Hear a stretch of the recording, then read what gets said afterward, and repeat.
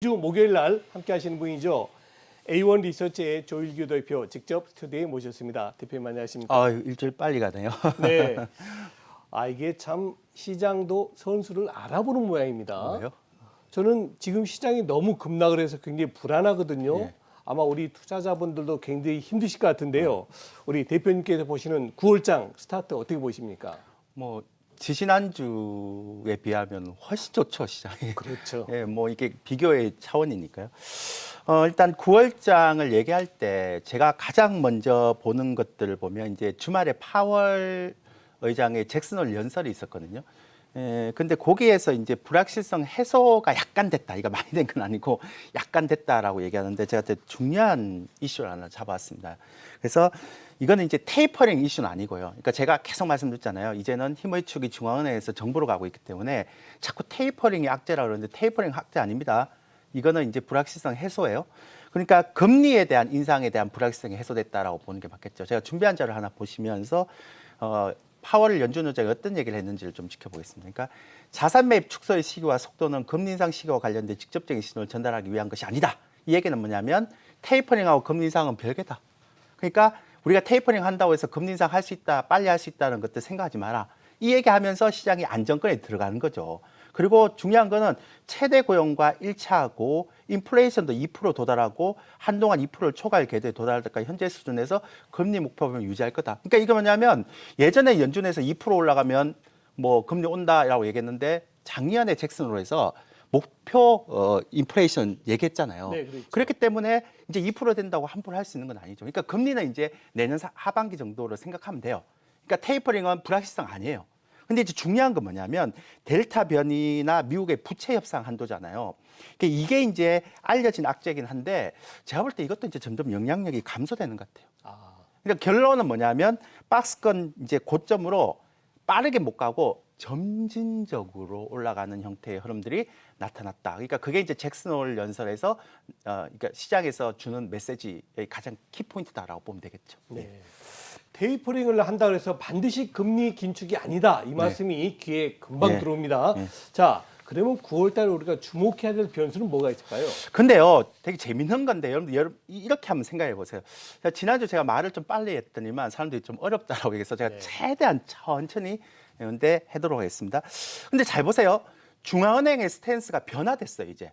그러니까 예전 같으면은 어제 ADP 민간 고용 지표 딱 발표가 됐는데 안 좋게 나오면 시장에서 어떻게 반응하는가 하면 연준에서 돈을 풀어서 이제 다시 부양을 할 거야. 이렇게 해서 경제 지표가 안 좋게 나오면 올라갔잖아요. 그렇죠. 근데 어제 ADP 민간 고용 지표 안 좋게 나오니까 시장이 오늘 떨어져 버리잖아요. 그러니까 그 얘기는 뭐냐면 연준이 이제 계속 돈을 푸는 스탠스에서 돈을 이제 걷어들이는 스탠스라는 거죠. 그러니까 이 얘기는 뭐냐면 앞으로는 경제 지표가 안 나오면 시장에 올라갈 수 있는 모멘텀이 없다는 얘기죠. 반대로 이전하고는 달리. 근데 이제 보면 이게 되게 재밌는 건데 보면 한번 제가 준비한 자를 한번 보시면서 얘기 드릴게요. 이게 ADP 경제 지표 어제 얘기했던 거. 그러니까 61만 정도 예상했는데 한 40만 정도 나왔잖아요. 어제. 그래서 이제 시장이 좀 떨어졌는데 한 3개월 전에도 이게 ADP는 민간 고용 지표니까 이거는 이제 완벽하지 않아요. 그때도 이게 어닝 쇼크 나왔다가 내일 발표되는 자, 다음 자료 한번 보시면 내일 발표되는 이제 전국고라고 얘기하는 비농업 고용 지수 이게 나옵니다. 여기서 굉장히 좋아질 수 있어요. 왜냐하면 이거는 관공서까지 다 포함시키는 거니까. 근데 여기서 좋아지면 또 시장에 올라갈 수 있죠. 근데 그다음에 금요일 날 나오는 밑에 이렇게 소비 지표인데 이것도 이제 내일 어떻게 발표되는지 잘 봐야 됩니다. 요 두 가지 좀 기억해 놓으시고요. 근데 어떤 사람이 이렇게 얘기하더라고요. 내일도 만약에 비농업 고용 지표가 안 좋으면 고용 지표가 안 좋은 거 아니냐. 그러면 연준에서 테이퍼링을 연기할 수도 있지 않느냐라고 얘기하는데 저는 절대 그럴 일 없다. 그러니까 주식시장에서는 정답을 이렇게 함부로 얘기하면 안 되지만 절대 그럴 일 없다라고 얘기하는 건 뭐냐면 벌써 완전 고용의 그러니까 이게 도착했다라고 얘기했고 이제 물가도 2% 올랐다고 얘기하기 때문에 이제부터는 테이퍼링을 갖고 연기하는 형태는 아니에요. 그러니까 제가 볼 때 10월 달, 11월 달 테이퍼링 해요. 해도 시장에서는 영향력이 없어요. 근데 이제 만약에 고용 지표가 계속 안 좋아지면 어떤 정책을 취하는가 하면 어제 보니까 케이트 실러 지수라고 주택 지수가 있는데 그게 마이너스 19% 올라갔더라고요. 그러면 여러분들 보세요. 매월 1,200억 달러에서 800억 달러는 국채 사고 MBS 400억 달러 사잖아요. 그러면 만약에 150억 달러씩 줄여서 테이퍼링 하는 것 같으면 아 그러면 100억 달러 정도 줄여서 테이퍼링을 하겠다라고 해서 테이퍼링의 금액을 낮추지 테이퍼링의 시기를 연기하는 거 이제 안 할 거란 말이에요. 왜냐하면 그 잭슨홀 연설에서 분명히 얘기했거든요. 파월 의장이 나도 연말에 하는 대다수의 의원들과 같은 편이다라는 언급이 분명히 있어요. 그 또 하나는 뭐냐면 만약에 그렇게 하지 않더라면 지금 케이트 실러지스처럼 주택 가격이 너무 올라가니까 MBS하고 그러니까 국채에 대한 비중을 MBS를 좀 더 많이 틀어내는 네. 그런 형태로 테이퍼링에 대해 양을 조절하지 절대 테이퍼링은 연기하지 않습니다. 그러면 자연적으로 미국의 부채 한도가 지연되는 게 이게 이제 가장 큰 악재가 되는 거죠. 테이퍼링은 악재 아닙니다. 이제는 그러니까 여러분들이 통화 정책 쓰는 거에 대해서 이제 여러분들 머릿속에서 잊어버리세요. 금리가 나올 때까지는. 그러니까 뭐 신문에서 뭐 나오든 말든 그냥 잊어버렸어요. 그러니까 통화 정책은 이제 시장에 영향 미치는 거 하나도 없다고 생각하고요.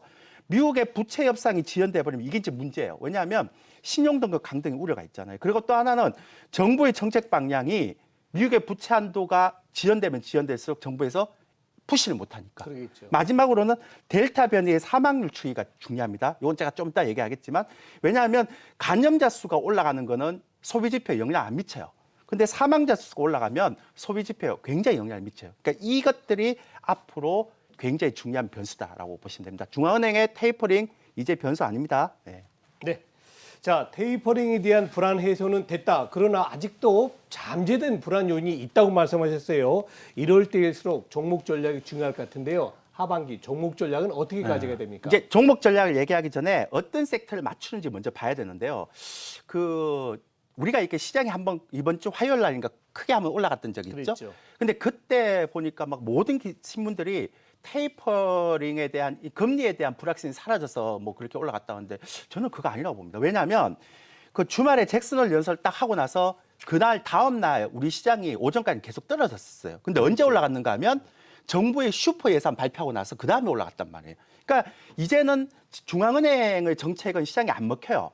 정부의 정책이 먹힌단 말이에요. 그래서 슈퍼 예산 발표할 때 한국판 뉴딜하고 환경 정책이 굉장히 많이 이렇게 포커스가 됐어요. 그럼 저는 개인적으로 한국판 뉴딜하고 환경 정책 쪽을 여러분들이 계속 밀고 나가야 된다고 봅니다. 이 섹터가 가장 핵심이라고 보고요.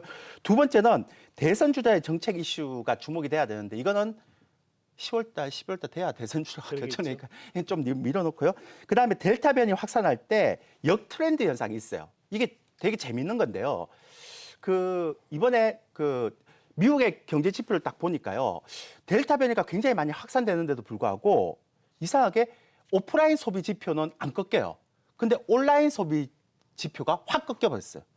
굉장히 특이하잖아요. 예. 그러니까 이 얘기는 무슨 얘기인가 하면 미국도 그렇고 유럽도 그렇고 위드 코로나를 시행하고 있다는 거죠. 백신을 맞으니까. 그러니까 사람들이 이제는 그러니까 컨택 산업에 대한 부분들에 대해 실정을 느끼고 있다는 거죠. 그래서 소비 트렌드가 어떻게 바뀌는가 하면 이제는 언택트에서 컨택트로 바뀌고 있다는 거죠. 이건 굉장히 중요한 이슈인데요. 그렇게 되면 어떻게 되는가 하면 언택트가 굉장히 활발화되면 IT 종목들이 많이 올라갔죠. 근데 IT 중에서도 메모리나 이런 것들이 많이 올라가잖아요. 근데 재밌는 거 안 보세요?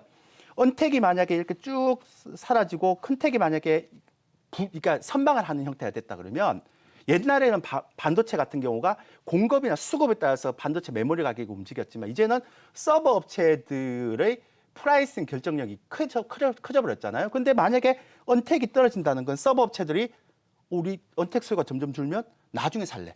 그렇게 되죠. 그리고 가격을 낮추잖아요. 그래서 삼성전자나 이런 비메모리 업체는 뚝 떨어져서 한동안 반등하기 힘든 거예요. 반면에 소비 관련주가 올라온다는 거는 스마트폰, 부품주라든지 그다음에 컨택, 뭐 호텔, 항공, 여행 이런 쪽은 이제 오히려 올라올 수가 있죠. 그러니까 지금 유럽이나 미국에 보면 전부 다 위드 코로나라고 했는데 위드 코로나가 지금 이런 지표 굉장히 형성될 수 있다. 그래서 두 가지 큰 흐름을 보면 한국에서 나오는 슈퍼 예산과 관련된 정책, 그 다음에 이제 10월달, 11월달에 미국 대선 유력 주자가 나오는 예산, 그리고 미국의 인프라 투자, 그러니까 부채 협상이 돼야 됩니다. 협상되고 3.5조 달러 인프라 투자 들어가면 거기에 대한 수혜 업종. 마지막으로 언택 아닙니다. 컨택 관련 경기 소비 관련주. 그러면 경기 회복 소비 관련주가 간다 그러면 시클 업종 중에 전통적인 제조업은 또 있잖아요. 경기 회복 중에 건설, 조선 뭐 이런 것도 있죠. 그건 또 안 되죠. 왜냐하면 제조업 지수가 꺾여버렸기 때문에. 그래서 지금 형태에 보면 섹터로 보면 정책 관련주, 경기 회복 소비 관련주 이런 게 두 가지 측면만 보이는 게 없다. 네. 예.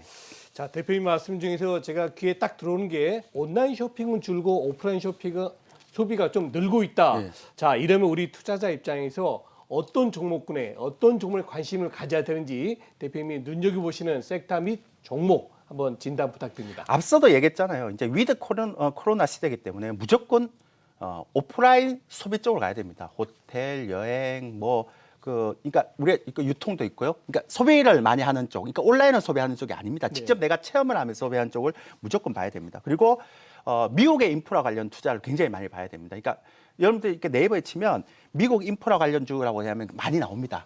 그런 종목들을 봐야 되는데 뭐 대표적인 거 보면 현대일렉트릭 같은 그 종목도 굉장히 좋고요. 그 다음에 이번에 슈퍼예산 얘기하면서 대한민국이나 미국이나 굉장히 많이 얘기했던 게 있어요. 그게 뭔지 아세요? 환경, 탄소 배출권, 그리고 수소경제. 그러니까 이런 쪽은 무조건 이제 정부에서 밀 수밖에 없거든요. 그리고 이제 남북경협. 이번에 시장 떨어질 때 남북경협 좀 안 떨어지더라고요. 그렇죠. 그래서 이런 종목들, 이것도 이제 그 메모리 쪽보다는 비메모리, 삼성에서 투자를 하는 형태니까. 그리고 엔터주, 이런 쪽을 이제 많이 봐야 될 필요가 있고요. 마지막으로 제가 하나만 말씀드리면, 지금 장은 앞서 나왔던 이경수 연구원도 그런 얘기했지만 연말까지 쉽지 않은 장이에요. 박스권에 묶였기 때문에. 그런데 이런 장에 보통 이제 우리 아마추어라고 하시는 분들은 이런 장에 막 이 종목도 사고 저 종목 사고 막 이렇게 해요.